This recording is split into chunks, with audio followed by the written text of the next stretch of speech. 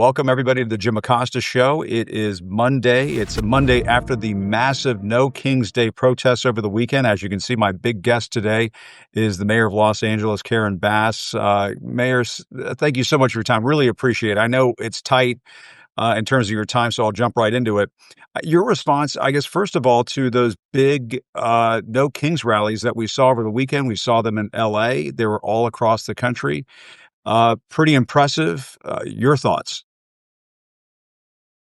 Well, first of all, they were very impressive. We had 15 different locations just in the city of Los Angeles, and they were all peaceful. The largest one was about 30,000 people in downtown LA.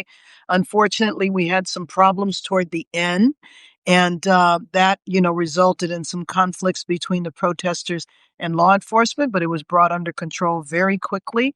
And so the evening ended with only 5 people being arrested. 5 Wow. people were arrested and 33 people were given citations, which is like a traffic ticket. So overall, I would have to declare that as a success and just another example of how LA can manage itself and does not need federal intervention to do basic police work in our city. Yeah, and just to cover the basics, I mean, for folks who are not in LA and not immersed in what the local news is saying right now, basically, you still have the Marines there, you have the National Guard there. That's a constant state of being, and it's being done without your consent or the governor's consent. Well, and not only that, without our knowledge as to what they're doing here. So, needless to say, that opens the door up for all sorts of rumors and gossip and fear because people think they're seeing them here, think they're seeing them there, and we really don't know what is going on. It's just not helpful at all to the city. And so your attitude is your take on all of this is that you could have handled this from the get go. That There this is no question.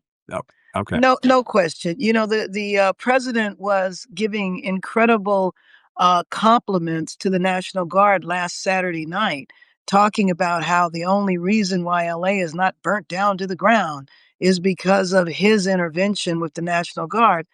The National Guards weren't even here. They hadn't even arrived. They arrived the next day. And his claims that the National Guard has done all of this, their mission so far is to protect 2 federal buildings. They're not doing crowd control, and we don't want them to. They're not doing the efforts that actually would lead to peace in the city. They are guarding the federal building. And how you then take credit for the city is standing because of his intervention is just not accurate, not truthful. And so when you see Donald Trump just in the last 24 hours or so put out this Truth Social, and I call it a Truth Social, that's what he calls it. It's obviously not the truth, but this is what he posts on social media. He says, ICE officers are herewith ordered by notice of this truth to do all in their power to achieve the very important goal of delivering the single largest mass deportation program in history. I mean, that sounds as though he's going to keep pushing this. He's going to keep doing this. He's going to keep doing this in places like Los Angeles, whether the mayor likes it or not. Your response to that, is there anything you can do at the local level to respond to this or to push back against this? Well, first of all, let me just say that you remember the original mission, which was violent criminals, drug dealers, and gang members.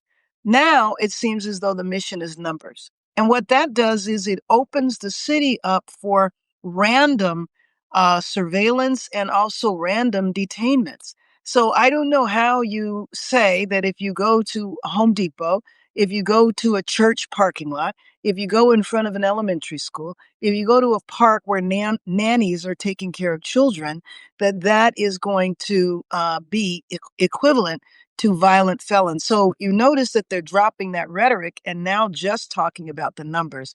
So Yeah. that creates such a terrible state of fear in our city. And it also is a body blow to our economy. We have sectors of our economy that cannot function without immigrant labor. He's backed off a couple of areas, agriculture, which this is the city of Los Angeles, so we don't have major agricultural farms here, restaurants and hotels. Which ones? McDonald's are only 4-star restaurants and 5-star hotels. We don't really know. There's no guidance there. So that creates a sense of confusion and fear in the city. And then I think about yesterday. Yesterday was Father's Day. What about the missing fathers? The families that have not been able to communicate with their relatives that are missing, the relatives that have been detained who don't have access to legal counsel. So this is a dramatic departure from the past. And I feel like, and I have felt like this from the beginning, that Los Angeles is a big laboratory experiment. Let's experiment on LL and on LA to see how far the federal government can go. What will the public tolerate in terms of federal usurping of state and local power? Yeah, and I've been saying this on my show, Mayor, for weeks now, that the big lie of the 2024 campaign was that they were just going to go after the criminals and the gang members. They made this point the whole time, throughout the campaign and while he came into office for a second term. And obviously, the goal now is just numbers. And I saw you make a comparison the other day. I thought it was interesting. You said that life in LA right now is a little bit similar to COVID, to the pandemic to some extent, because it has just scared people into staying indoors in some of the communities. That's kind of terrifying when you think about it. I don't know how you can function like a city. Well, yesterday I was in the historic Latino community, Mexican American community at Mariachi Plaza. It was Father's Day. It was completely empty. I Wow. went to 4 restaurants. 3 out of the 4 had no customers there. I made the COVID comparison because the restaurant owners made the COVID comparison. And I asked them how they were surviving. They literally became very emotional and said people won't come and people aren't even doing orders. So, this just created a sense of fear. And by the way, just so you know, the protests that the president describes as over the entire city and this the whole city would have burnt down. Los Angeles is 500 square miles. Right. The protests occupy maybe 2 square miles. So to characterize our city as being out of control and needing the heavy hand of the federal government is a lie. To say that people are committing some kind of crime, do you know that there are people who have been detained who are showing up for their annual immigration appointment? They are documented. They have papers. They're Right. being compliant with what the federal government asked them to do, and they're being detained. So, what do you think that's going to do to thousands of other immigrants who say, Yeah. well, I'm not going for my appointment? Then what happens? They fall out of status. Yeah. It's And madness. it drives the system into into a ditch. I would assume from a court standpoint, I would have to think that takes place. And do you know if do you have numbers in terms of how many arrests, ICE detainments have taken place that did involve criminals or gang members? It seems as though they are targeting families and abuelas and mixed status families and so on. Well, let me just tell you, we don't have the numbers as to how many people are detained, period. We hear there's several hundred, but no, so we don't know. And when the secretary was here, she did a slideshow that showed, I think it was 4 criminal immigrants. Okay, what about the hundreds? You know, I mean, I don't think there's a big dispute around people who are major criminals. The big Yeah. dispute is going to a bakery, going to see women in the park who are taking care of other people's children, to see construction workers. We have a city to rebuild, or a neighborhood, a major neighborhood, the Pacific Palisades. How are we going to get it built if there's no immigrant labor? Because they say that about 40% of the construction industry is Latino. I think that's a total underestimation. Wow. I would suggest double that. Well, and you mentioned the Homeland Security Secretary. I have to get your response to what took place late last week with Senator Alex Padilla. I thought that was absolutely horrible the way he was treated. And you being the mayor of Los Angeles, I wonder if you had any information as to how that went down, what happened there. Just an awful thing to see for the whole country, the whole world to see. Well, no, I did talk to the senator right afterwards, as soon as I learned about it. But I think what is not reported so much is the fact that the FBI escorted him in the building. And so, Right. how could he have been some rogue individual if he's brought in the building and brought in the room by the FBI? So I think that was an excuse. It was sad. I also said that I served with the secretary for a number of years in Congress, and I said that I didn't recognize her anymore. That's not the person that I served Mm. with, and I'm not sure who she is or who she's becoming. But it is just so sad to see all of this unnecessary attention to our city, the way our city is being lied about, and the fear. So it's a body blow to our economy because of the workforce. It's a body blow to the economy because of tourism. We don't want people to think that the whole city is in massive civil unrest. And some people have asked me, does it compare to 1992 when the Rodney King verdict came out? Right. It is 100% different. Mm. So, No so tourists comparison. should continue to come. Business travelers should continue to come. I mean, it seems to me. I mean, I sort of answering my own question. I have to assume the answer is yes. 2 square miles out of Mm. 500. Yeah. Yes, LA open, LA is welcoming, LA wants you to come here. And I do want to ask you because of the No Kings protests, and you were a community organizer in your early days in your career. And to me, when I saw what happened with Senator Padilla, it made me think that the Latino community in this country almost has a moment here where it needs to respond, and that perhaps we need to see more activism, more community organizing on the part of the Latino community, because I mean their civil rights are just being violated right and left. You're seeing American citizens being swept up and asked, "Oh, where were you born?" or "Where are your papers?" and little Right. kids who are U.S. citizens being deported with their mixed status families, and and a United States senator getting roughed up probably because he's Hispanic, and maybe because they didn't treat him with the same deference that I mean, they never would have taken down a Senator Lindsey Graham in that fashion.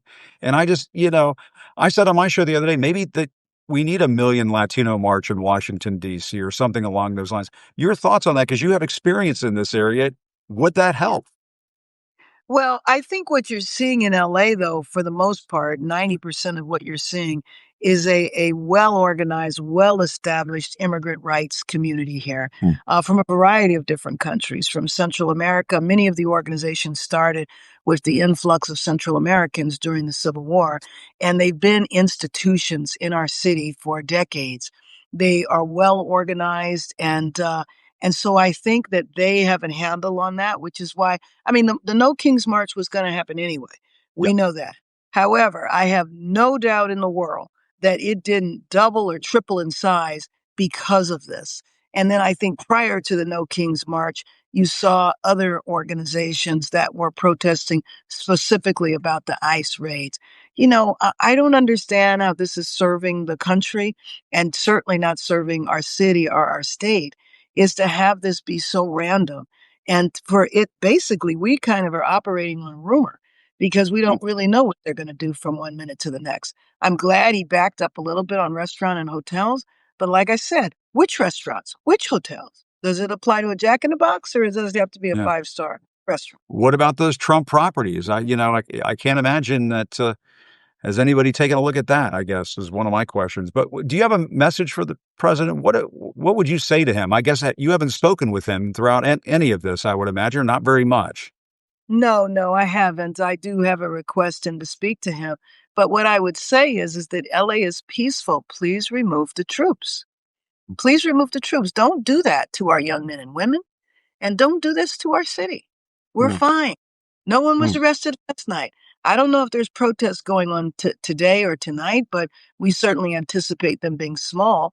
And please understand that you are terrorizing a community. And it's just so sad to go in the community and have people embrace me and cry over they just don't know how they're going to, get through this. And it's re-traumatizing people because people who were here during the first Trump administration, we had kids not going to school, parents not going to work, and that same thing is happening now, but in a much bigger way now. Well, and if you're trying to do immigration enforcement, how does that help the situation? If people are going and living in the shadows, I mean that's a big part of it. And Mayor, I wouldn't be doing my job if I didn't ask you, as a reporter and as a journalist, your assessment of how the police department is conducting its operations. Are they using necessary restraint? And how about the treatment of journalists? We've seen some journalists say, we've been mistreated. They got a little rough with us. We've seen reporters hit with rubber bullets, I think in one case maybe. Your thoughts on that? Right. Is the LAPD behaving appropriately out there, acting appropriately? I certainly think for the most part, yes, the LAPD is acting appropriately. However, there have been numerous incidents that we absolutely need to review. You know, the one thing about Los Angeles, like many big cities, everything's on videotape. So you don't just rely on the body camera, there's multiple views. And we will do an after action report, and each of those episodes will be reviewed. The other thing that needs to be reviewed, though, are the injuries to the officers, which is often not talked about. Hmm. And so we know that a number of officers had to go to the hospital. There were reports of concussions and the behavior of the people who were protesting. Now, I believe very strongly that anybody that was involved in violence, anybody that was involved in vandalism, really do not care about immigrants, because they would understand that if they were really concerned about the rights of immigrants, they would not do things that would just invite more involvement from the federal government. How is that helping the cause of the people who are so fearful of their own government right now? Well, and you make a good point about how the protesters behave out there and how they operate out there, because it seems to me that what Donald Trump has done in LA and what he's trying to do in other places is lay a trap. He's trying to set out a mousetrap. He puts the bait Right. in the mousetrap to see if Yes. somebody will spring the mousetrap. And he wants an overheated response from protesters. And if you don't give it to him, then you deprive him of the oxygen that he needs on Fox and all these other places. It seems to me. I don't know. Maybe you I might agree. think that is exactly right, and that has been my cry. Don't take the bait. This is obvious here. I think that in a number of the protests, the concern is the protesters going on the freeway. And there were so many people here on Saturday that if they had gotten near the freeway, they would have overwhelmed the California Highway Patrol and taken over the freeways. And I'm sure you know Los Angeles. We can't function without our freeways. Oh, yeah, exactly. We certainly have mass transit, but Yeah. not in a ubiquitous manner. Yeah, no, you have to have those freeways operating. There's no question about it. Folks, stay off the freeways. You can have your voices be heard in all sorts of different places in LA. As the mayor was just saying, it is a big, sprawling place. But Mayor Karen Bass, thank you so much for your time. Really appreciate it. Best of luck to you in these next days ahead. Thank you very much. Appreciate being on. All right. Thank you, Mayor. And this was her first Substack. We should also mention, by the way, as well, which is terrific. Thanks for your time. Good to see you. All right. That's the mayor of Los Angeles, Karen Bass. We appreciate her time very much. And it just goes to show you here on the Jim Acosta Show, here on Substack, from time to time, and on YouTube. The show plays on YouTube as well. It plays on Apple Podcasts, wherever you get your podcasts. We are getting some newsmakers on here. And you heard the mayor of Los Angeles say that she still is waiting to hear from Donald Trump. And, if you're the president of the United States, to not speak to the mayor of the second largest city in America in terms of population about the current situation right now, it just seems to me, I mean, this just goes without saying, you're obviously not doing your job as president of the United States. The other thing we have to dive into on this show today, and it's very important what's happening right now. I want to go to Barbara Starr, longtime veteran Pentagon correspondent, national security correspondent in Washington. Barbara, we have to talk about the situation between Israel and Iran. And I don't, you and I were talking foreign policy the other day, national security the other day. But this just goes to show you how critical it is who you have in the Oval Office, who you have as president of the United States. Donald Trump said during the campaign, I'm going to end the wars around the world. And here you have Iran and Israel trading missiles, going back and forth, firing these missiles back and forth. I'm sure you saw this, Barbara, where right on Iranian state television, an Israeli strike hit in the middle of an Iranian state TV program. And the lady doing the newscast was nearly blown to bits. That you could see the place was just blown up. What are you seeing right now when you watch all of this? Well, I think for many Americans, the question now is going to be what comes next? What will President Yeah. Trump decide to do? And what will the Pentagon do? And I think a common thread here right now is for both Donald Trump and Pete Hegseth. all due respect to the offices that they hold, but both of these officials are going to need an incredible amount of mental discipline and intellectual Mm. discipline to deal with these circumstances. They're getting more complicated by the minute. I don't know if you saw, Jim, a short time ago, the Pentagon, with Hegseth's name, put out a very brief statement acknowledging finally that he has sent assets to the region Wow. for defense. That was under his Twitter account. Um, so we're talking about the aircraft carrier Nimitz Right, with the Nimitz. aircraft on board. We're talking about tanker refueling aircraft. These are the typical moves. This will give the president options if they have to evacuate Americans out of the area, if, heaven forbid, there's an attack against U.S. assets. But uh, that is a part of the battlefield right now. I think the incredibly looming question is Iran's nuclear program, what the Israelis are going to go after in that nuclear program, and the next steps the Iranians take. They're causing tremendous damage inside Israel. So, what are their next steps going to be? Yeah, and apparently Netanyahu said earlier today, this according to NBC News, that he is not interested in a ceasefire at this point. He does not rule out killing the Ayatollah there in Iran. And this, I guess, forgive me for asking the obvious question, and perhaps maybe not the most intelligent question, but are Israel and Iran at war? Would you consider this to be right now? I consider it to be Yeah. combat, Mhm. not ground combat as far as we know, though. Apparently, the Israelis had some ground forces very surreptitiously inside Iran. Oh, right. But yeah, at the very beginning. But, make no mistake. And that's the key question for President Trump. He has promised to stay out of wars in the Middle East, but will he be able to? Because the key question, what was the intelligence that led Netanyahu to do this about Right. Iran's nuclear program? He talked about an imminent threat. By all accounts, there was intelligence showing that Iran was very close to being able to enrich the nuclear fuel within days, maybe weeks, but maybe days, to be able to make a nuclear bomb. That site where the concern is called Fordow, and it is buried deep underground. The Israeli aircraft will have a lot of trouble trying to destroy that facility deep underground. So we now come to the real bottom line. Is Netanyahu going to call Trump up and say, I need your help. I need your U.S. heavy bombers, your U.S. pilots to go after this site in Iran? The president has said he won't let Iran get a nuclear weapon, but sending U.S. manned bomber aircraft into Iran, very difficult business, very treacherous business. Maybe some cruise missiles can get to it. Who knows? But is the door really shut to diplomacy? Or is this about to heat up to a whole new level?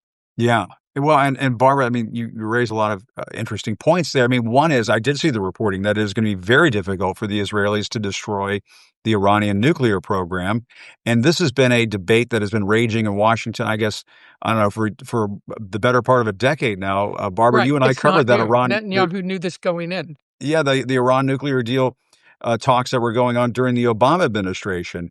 And the Israelis have long said that the Iranians were on the verge of this or on the verge of that. I remember the famous speech that Netanyahu gave where he had the cartoon drawing that showed the bomb, and the red was getting all the way up to the bomb, and it looked like they were about to be able to get to a weaponized nuclear weapon.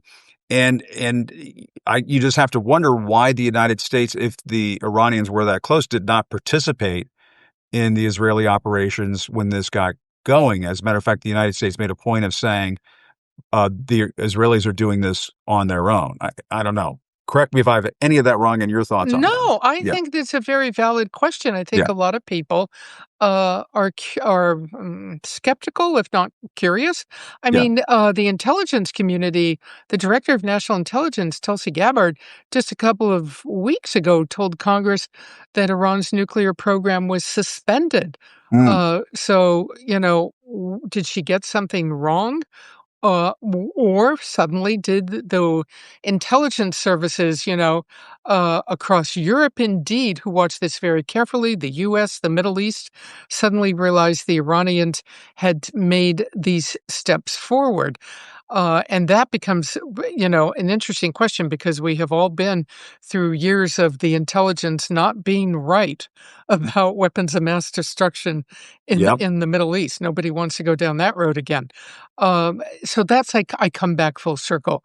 This is going to require massive intellectual curiosity on the part of the White House, the part of the president, and the part of the defense secretary. They are uh, going to really have to make sure they have this nailed down before they make any moves. And even these so-called defensive moves, having these U.S. assets in the region to be able to protect U.S. interests in the region. Well, one man's defense is another man's offense. That may be a distinction with very little difference these days. Well, yeah, that's true. And I mean, to me, my observation has always been of the presidency that one of the chief jobs of being the president of the United States is to provide good counsel to the state of Israel.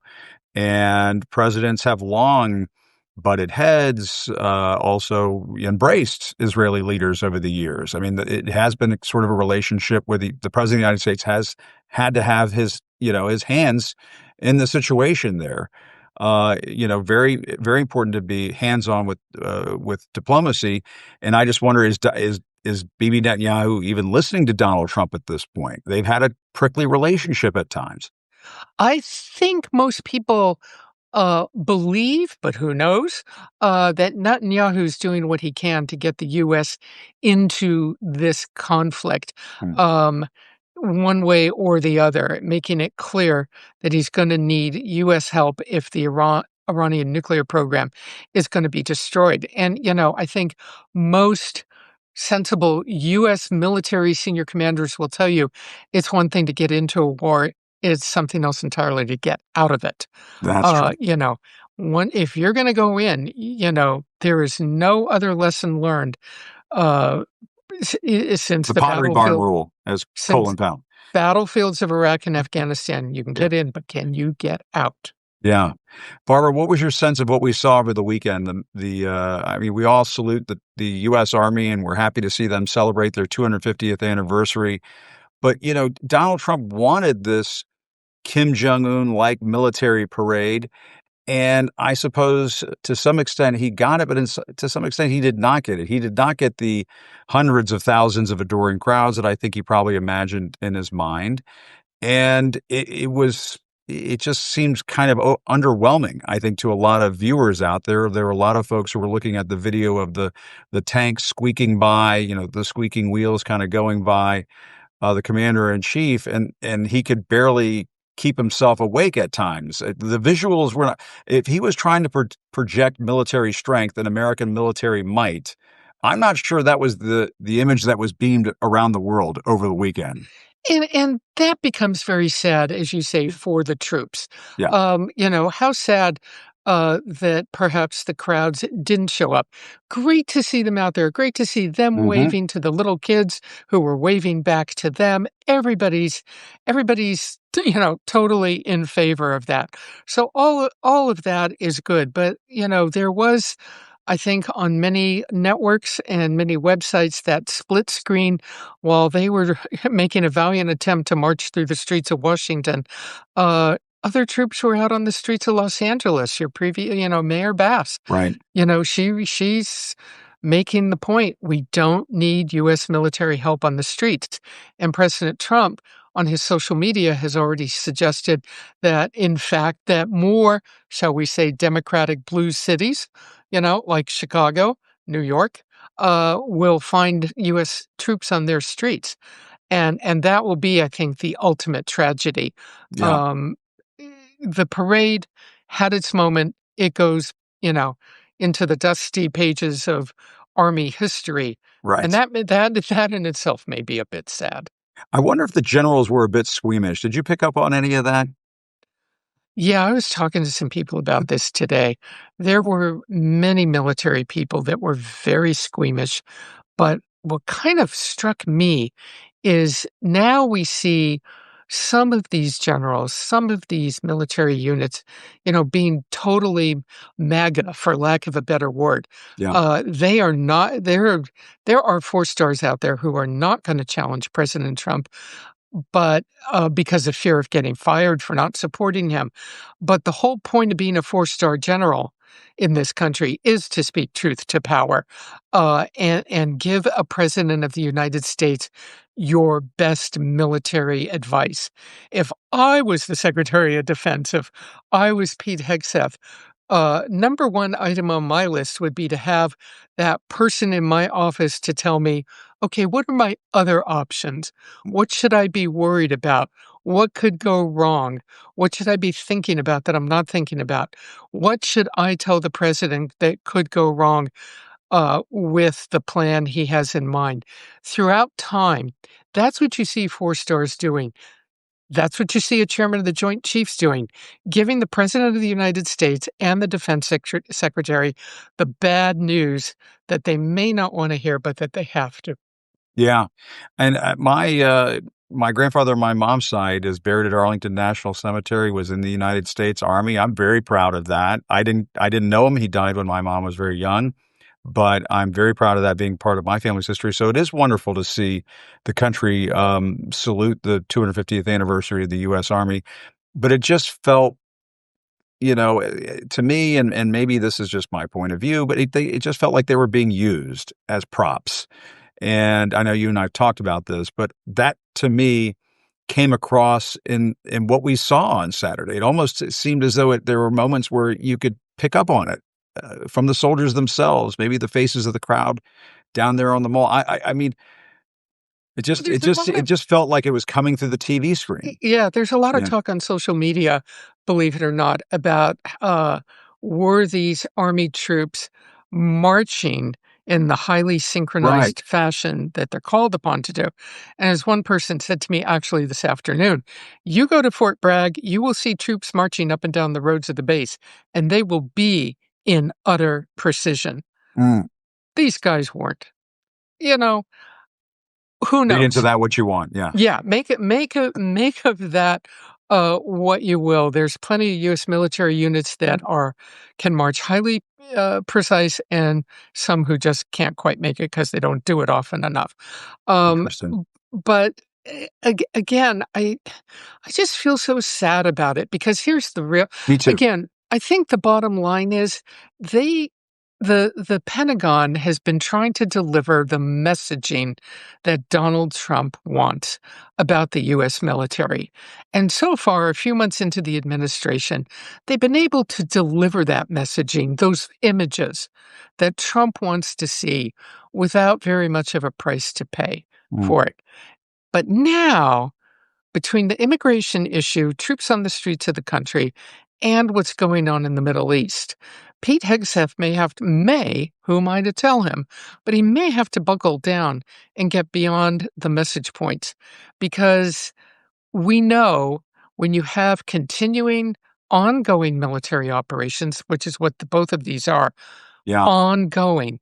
They're very tough. You have to be on top of everything every day, all day long. You have to be ready to pivot, move troops, make other suggestions to the president. The time for messaging may be passing him. Yeah. There's no question about it. I mean, this goes not only for Pete Hegseth, but for Marco Rubio. I mean, at some point, you can't just be there as the cheerleader, as sort of a MAGA loyalist. You have to do the job of being a cabinet secretary. That's why you were put in these positions, or that's why you're supposed to be put in these positions. I suppose Trump put them in these positions for different reasons. But Barbara, great to see you as always. Thank you. Good. Thanks for having me. All right. Always, Take always care. a pleasure. All right. Thanks. I think we did this 2 weeks in a row with Barbara Starr. I think it's wonderful. And I had to get Barbara's expertise on the Israel and Iran situation. The other thing I want to mention very quickly is I did not mention Minnesota, but I just want to point out because I want to make sure that this is on the record on this program. This is according to the New York Times, this is what was said at the press conference earlier today. The elected officials targeted by the suspect in the Minnesota political assassination were all Democrats. According to the acting U.S. attorney in Minnesota, the suspect, this is according to the New York Times, the suspect in the assassination of a Minnesota state lawmaker and the shooting of a second possessed written papers that mentioned dozens of potential targets, some in neighboring states, including politicians, civic leaders, abortion rights advocates, and Planned Parenthood centers, according to law enforcement officials. I'm not going to say the suspect's name. I don't want to give him any of that, but officials believe he is the gunman who impersonated a police officer and fatally shot State Representative Melissa Hortman and her husband Mark, and wounded State Senator John A. Hoffman and his wife Yvette early Saturday morning. Just a disgraceful act of political violence in this country. And I bring this up because there was a lot of social media garbage over the weekend. There was a lot of garbage being spewed by people on the far right that somehow this suspect in this case, this alleged gunman in this case, was somehow a Democrat or somehow Democratic leaning. Don Jr., the son of the President of the United States, in an interview with News Nation, tried to pin this political assassination in Minnesota on Democrats. Don Jr. said, quote, "The guy that committed those atrocities this weekend is a Democrat." I mean, I have to say, and I typically have a rule that you don't go after the families, you don't talk about the families of presidents of the United States, and I try to stay clear of the kids as much as I can, even when they're adults. But Donald Trump Jr., I have to ask the question, have you no shame? Have you no shame, Donald Trump Jr.? My God, what are you doing spewing this kind of nonsense, this kind of disinformation, this kind of gaslighting? I guess the apple doesn't fall too far from the tree when it comes to gaslighting. But again, this is what the acting U.S. attorney for the District of Minnesota told reporters, that officials have recovered hundreds of pages of the suspect's writing across multiple notebooks that were full of plans, lists of names, surveillance efforts, and the home addresses and family members' relationships with these elected officials. This is the New York Times, the elected officials he targeted were all Democrats, Mr. Thompson said. The other thing we have to point out is that Senator Mike Lee of Utah, Republican, posted a pair, this again, according to the New York Times, we all saw it on social media, posted a pair of politically charged messages mocking the attack. Quote, "This is what happens when Marxists don't get their way," Mr. Lee wrote on Sunday on his personal X account. An hour later, in a second post showing the suspect, Lee wrote, quote, "Nightmare on Wall Street," in a reference to the Democratic governor of the state, Tim Walz. I mean, I just have to say, to Senator Lee, you are a United States Senator. You are a United States Senator. How sick and twisted is your mind when you are a United States Senator and you're on social media making hay, making political hay, having fun with the political assassination of state lawmakers? I just don't get it. And this is where I think we have a decency crisis in America. We have a disinformation crisis in America. There's no question about that, because you have people who are probably like Mike Lee and like Donald Trump Jr., who are immersed in disinformation 24/7. They're just immersed in disinformation 24/7. But on top of that, there has to be a defect in the individual person when you cannot exhibit the decency that is necessary to pay respects and offer your condolences when there is a political assassination in the United States of America. That is no time to be making political hay. That is no time to be taking these kinds of tragedies and turning them into punchlines for your own personal gain.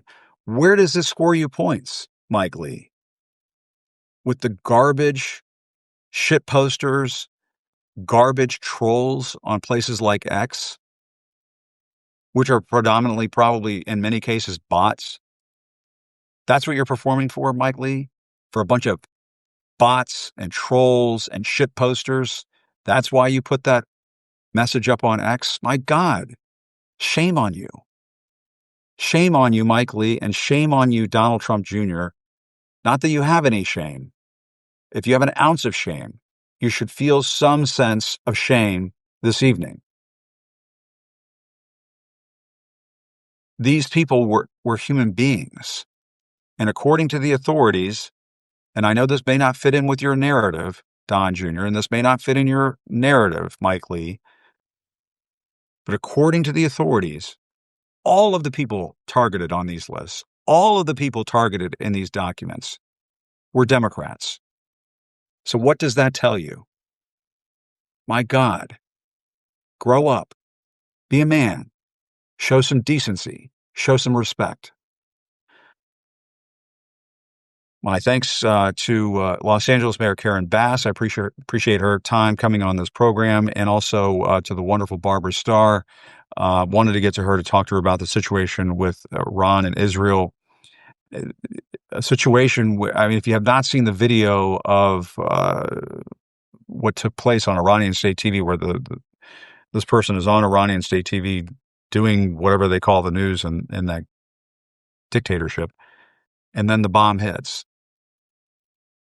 We're getting very close to things really spiraling in the Middle East, and this is when you have to have sound, steady leadership in the Oval Office. And I'm afraid we did not have that on display over the weekend. We saw a president of the United States in need of some kind of show of force to soothe whatever is broken inside of him. It says a lot about where we are as a country right now. And I think there are moments when all you have left is prayer. And I do have to say I am praying for some kind of breakthrough in the Middle East where we do not see this thing spiral out of control. And you just have to hope that the people in power here in Washington, which I do not have a lot of faith in, can find a way out of this crisis, because it is very much a crisis right now. But again, my thanks to the mayor of Los Angeles, my thanks to Barbara Starr, thanks to all of you for watching, and thanks to all of you for watching our live coverage of the weekend of the No Kings rallies across the country with my friend Don Jr., my friend Don Lemon, and my friend Joy Reid. It was great to be on with both of them. And a belated Happy Father's Day to everybody. Thanks, everybody, for watching. Still reporting from Washington, I'm Jim Acosta. Have a good evening, everybody. Take care. Good night.